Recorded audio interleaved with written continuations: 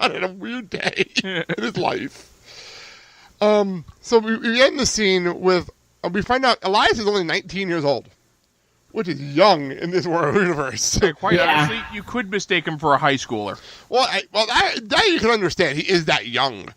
He is really, really young in this movie. But Randal, and I love the fact that Randal wants to confront him on something. We're going to find out in the next minute what it is.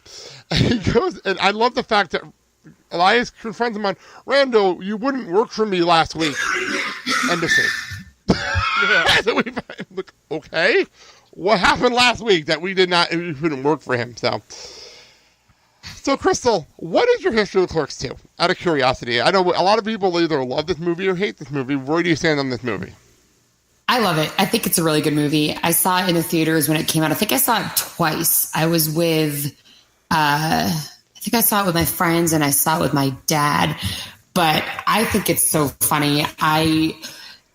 We watched it again last night, and John and I were talking about it, and we were both just like, oh, God, we do not like Dante in this. He is just, I can't see him getting any of these girls, but everything I don't like about Dante, I love about Randal. Fair enough.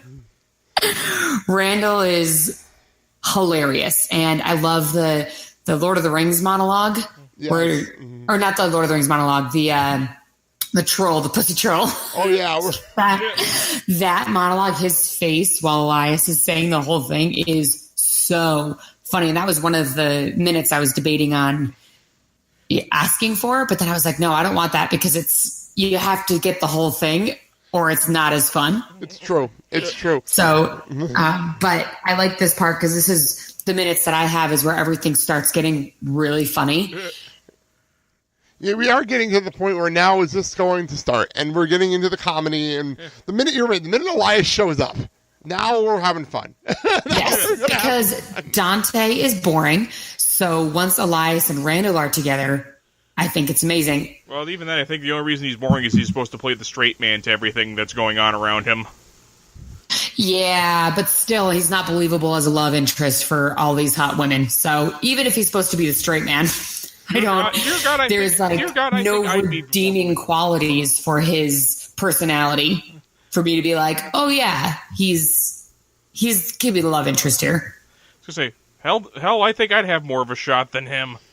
And this is a guy who honestly hates himself.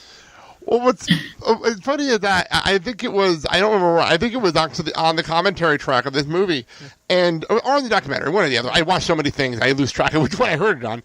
Where it's actually joked about how is it possible that a character like Dante keeps getting all these women? Like, how is it possible? It makes no sense whatsoever how a character like him can get the women he gets and have the same pretty much almost same storyline as the first movie. Yeah. I don't get it. It makes no sense at all.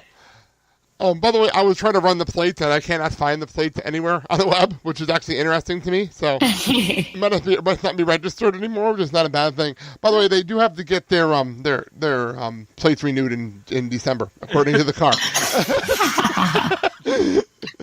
So if we're sometime in the middle of the summer, that makes perfect sense. So there you go. So, all right. Crystal, anything you want to plug for us while we're at the end here? Sure. I do a podcast that talks about movies by minutes as well, and that's called The Fifth Element, and you can listen to that on iTunes. And if you want to follow me on social media, I'm the Crystal Beth on everything. Awesome. And we are part of the Filling the Void Podcast Network, and we are all over the place on Monday, Wednesdays, and Fridays on Apple Podcasts, iTunes, Google Play, iHeartRadio, and Spotify. I'm so proud to say that every time I say it. And you can actually leave a rating and review and tell us what you think of the show. Be nice. We had a really bad review last season, and everyone was like, oh my God, you're not funny. You laugh too much. Actual review that happened last year. God. Show us on the doll where we touched you. I kept that up there because it's so ridiculous. So. Yeah, but that's also when you get bad reviews. That's how you know you've made it. True. Yeah. Didn't Jim say that at MMX Chicago? As if you get a bad review, you've definitely made it in the podcasting world. Yep. So, all right. That being said, thank you all for listening. Oh, before I forget, you can hear me on every single Friday on the Blake and Sal Show, and every other Friday on No Dates But Today, breaking down the movie Rent. That all being said, thank you all for listening. Thank you, Crystal, for coming on the show again this season. Of course.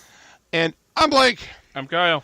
Have a good day, everybody. Randall, you wouldn't work for me last week. Snorting, smoking weed, doing coke, drinking beers,